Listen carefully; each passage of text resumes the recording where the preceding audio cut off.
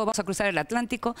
En España, Cataluña, precisamente, en un intento nuevo de lograr la independencia, convocó a una consulta ciudadana para el 1 de octubre. El presidente de gobierno español, Mariano Rajoy, la considera anticonstitucional. Vemos el informe y lo analizamos.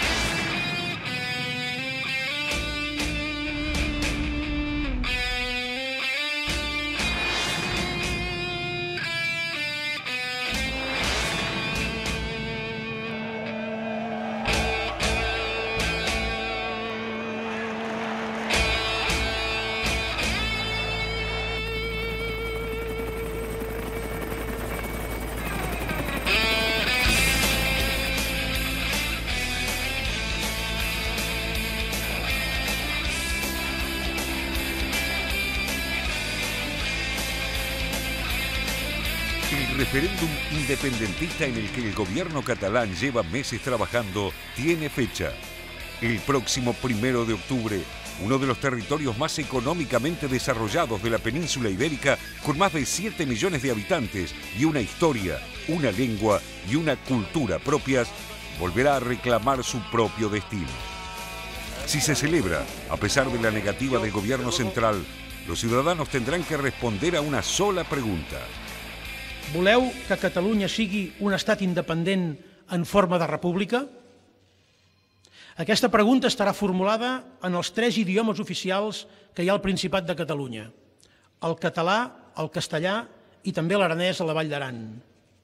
I la resposta que hi donin els nostres conciutadans, en forma de sí o de no, serà un mandat que aquest govern es compromet a aplicar. El técnico de fútbol, Josep Pep Guardiola, quien durante 4 años dirigió el equipo de superestrellas del Barcelona y conquistó 14 títulos, fue el encargado de leer el manifiesto frente a una multitud reunida ante el Palacio de Montjuïc. Visca Catalunya, estimats.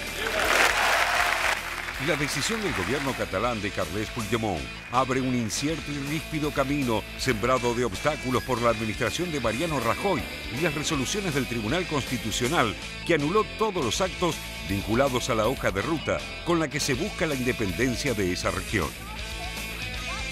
Cataluña es uno de los territorios más desarrollados del Estado español. Representa el 16% de la población, produce el 20% de la riqueza, paga el 24% de los impuestos y recibe solo el 10% del gasto público. Esta desproporción entre aportes y beneficios es uno de los puntos centrales de la histórica demanda catalana.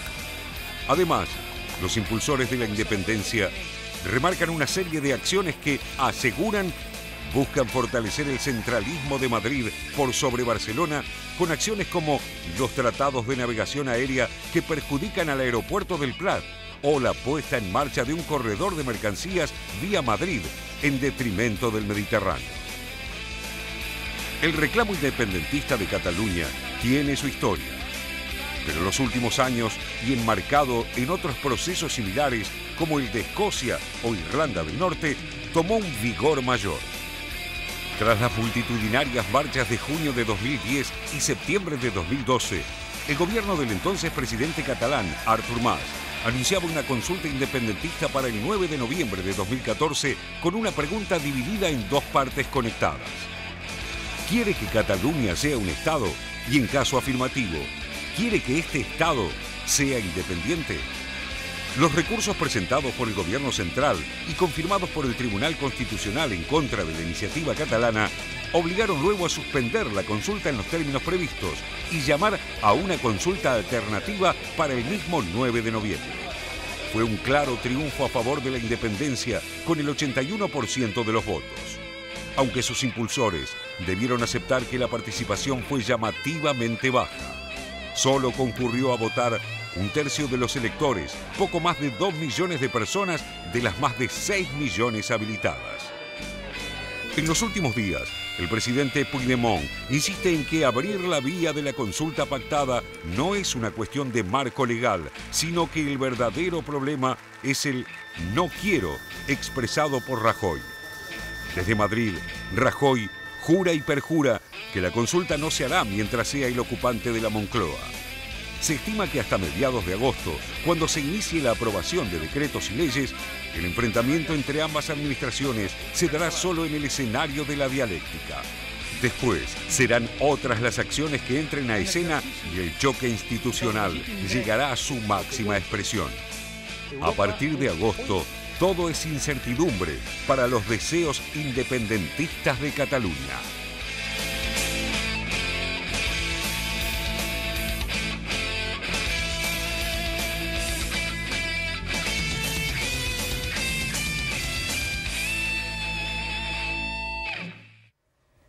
En la política internacional muchas veces vemos como capítulos repetidos de una historia, que por momentos uno dice, a ver, este informe, esto que estamos diciendo, llaman a una consulta popular en Cataluña para ver su independencia. Esto ya lo dijimos.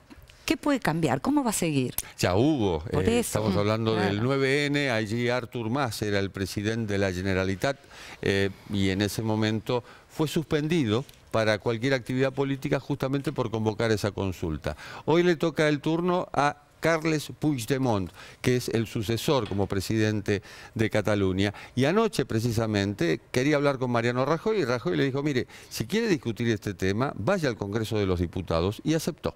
Es decir, Puigdemont, antes de la consulta prevista para el 1 de octubre, irá al Congreso de los Diputados en Madrid, explicará de qué se trata, porque tampoco se sabe bien de qué se trata. Primero tiene que pasar también por el Parlamento catalán, y no se sabe si habrá una o dos leyes justamente para habilitar esta consulta. De un lado se dice, los catalanes dicen, es antidemocrático no permitir que la gente diga si se quiere quedar o no, o si quiere formar una república o no. Y del otro lado se dice, mire, usted está violando la Constitución porque esa consulta está incitando justamente a una independencia no prevista en la Constitución de España. Lo que pasa, exactamente como dice Jorge, todo este debate se está dando, pero lo que le pedía Rajoy a Puigdemont era que presentara una propuesta con esta que le está diciendo es inconstitucional, ¿por qué no presenta un proyecto de ley? Y debatimos esto. ¿Qué pasa? Puigdemont sabe que la mayoría en el Congreso le baja cualquier propuesta de independencia para Cataluña. Es decir, va por el otro lado. Y en este envío de la carta lo que está dando es por hecho que va a haber un referéndum. ¿En qué términos? No sé. Ahora bien, ayer fue interesante cómo Rajoy se respaldó en Macron. Emmanuel Macron habló. Estuvo, claro. Exactamente, estuvo con él en España. Y lo que hubo fue una defensa muy sutil a la integridad, al federalismo español. Tenemos un solo amigo, dijo. Exacto, que es España toda entera. Claro. Dijo, no me meto con cuestiones de Cataluña, pero tan sutil no fue igual. Mi amigo es de España toda entera, ¿no? Sí, hay un tema con el Estado-Nación, yo veo, ¿no? Que está, digo, después del siglo XX, de la primera mitad del siglo XX, que estuvo el Estado-Nación fue el centro y el argumento de dos grandes guerras mundiales, el Estado-Nación se empezó a debilitar, un poco por imperio de la globalización, que hizo que muchos de los resortes que manejaban los estados históricamente se empezaran a debilitar, y por el otro lado por decisión propia, por la decisión de algunos estados de ceder a instancias supranacionales parte de sus atribuciones soberanas, digamos, en materia de seguridad la OTAN, en materia de economía la Unión Europea primero, la Comunidad Económica Europea y la Unión Europea después. Ahora, lo que estamos viendo es también un desgajamiento, intentos de desgajamiento de Estados-Nación, lo vemos en Escocia, lo vemos en España, hay una pulsión separatista, me parece que está volviendo con fuerza Europa en un momento en el cual Europa se está pensando, lo decíamos cuando hablamos de Macron, el programa pasado cuando hablamos de Gran Bretaña, son muchas las verdades o las constantes que teníamos en Europa que se están empezando a revisar. El Parlamento español esta semana tuvo también trabajo. Entre otras cosas, rechazaron la moción de censura presentada por Podemos en contra del presidente de gobierno español, Mariano Rajoy. Escuchamos a algunos de los protagonistas. Es decir, estamos ante una moción para derribar al gobierno que no derribará al gobierno. Una moción que atiende al deber moral y cívico, dicen ustedes, de sacar de las instituciones al Partido Popular, pero que se conforma con no sacarlo. Una iniciativa indispensable para salvar a España, pero que acepta dejarlo todo tal y como estaba. Esta es la realidad, señor Iglesias Turrión. Señorías, lo más tranquilizador de sus acusaciones es que son falsas. Los primeros miembros de este Gobierno que usted censura, que es a lo que censuran al Gobierno, todos aquí presentes no son corruptos, ni se puede afirmar que lo sean, salvo con ánimo de calumniar. Son tan honrados como los puedan ser ustedes, a quienes propongo o presumo honradísimos, a usted y al señor Iglesias Turrión. Señoría, en el Partido Popular ha habido corruptos, sí, pero el Partido Popular, que cuenta con 800.000 afiliados, sí, como usted recordaba antes, no es un partido corrupto, y lamento disgustarle. Y es por eso, señorías, por lo que los electores no renuevan su confianza una vez tras otra. Yo mismo, modestamente, he ganado las 3 últimas elecciones generales en España. Lo que venimos a plantear hoy aquí, señores del PP, es que España no puede permitirse más una situación en la que nuestras instituciones estén copadas por corruptos. Y creo que no miento si digo que esto lo piensan la mayor parte de los ciudadanos españoles, nos voten a nosotros o no nos voten. No es normal que el partido en el Gobierno tenga más investigados por corrupción que personas caben en este hemiciclo. Es que no es normal, es que todos sus investigados por corrupción no cabrían en el Congreso y en el Senado. El resultado de la votación ha sido el siguiente. Votos emitidos 349. Votos a favor de la moción de censura 82. Votos en contra de la moción de censura 170. Abstenciones 97. Señorías, al no haberse obtenido la mayoría absoluta de los miembros de la Cámara, de acuerdo con los artículos 113.1 de la Constitución y 177.5 del Reglamento, se entiende rechazada la moción de censura. Se levanta la sesión. Pese a las expectativas, Podemos no llegó al gobierno en su momento, pero sí llegó a ocupar un lugar que históricamente ocupaba otro partido, en este caso, digamos, con un gobierno popular, que sería el Partido Socialista, el PSOE. ¿Cómo votó el PSOE? Se abstuvo. Y también demostró, en cierto modo, Pablo Iglesias, que con 82 votos no puede ser presidente. Claro. Una mayoría absoluta debería tener 176.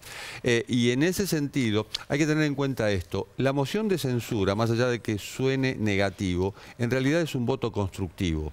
Y está bien, según las leyes españolas, está bien que se convoque cada tanto una moción de censura, que en este caso terminó siendo una moción de confianza. Claro, claro. Para Mariano es un sondeo Rajoy. finalmente de cómo está el gobierno. A ver cómo está el patio, es decir, cómo está, sobre todo por cuentas pendientes, en este caso, el caso de Pablo Iglesias, remarcando sobre todo la corrupción del PP.